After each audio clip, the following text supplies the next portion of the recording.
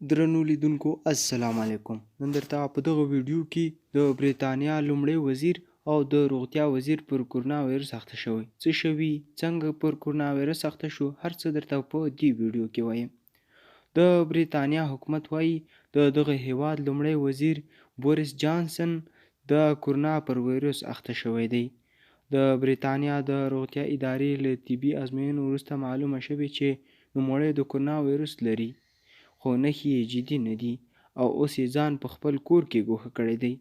د حکومت لخوا په یوه بیانیه کې راغلي چې نوموړی به د کورونا وایرس د دې بحران اداره کولو کې د دولت مشري کوي. دا په داسې حال کې ده چې د بریتانیا د روغتیا وزیر میټ هینکیک په کورونا وایرس اخته شوی دی.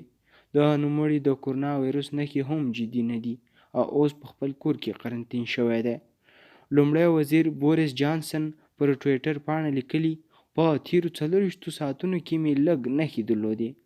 د کورونا وایرس ازموینه مې مثبته شوه، ما اوس ځان ګوښه کړی دی، خو د دې وایرس سره د مبارزې په موخه مې به زه د ویډیویي کنفرانس له لارې د حکومت د ځواب مشري کوم.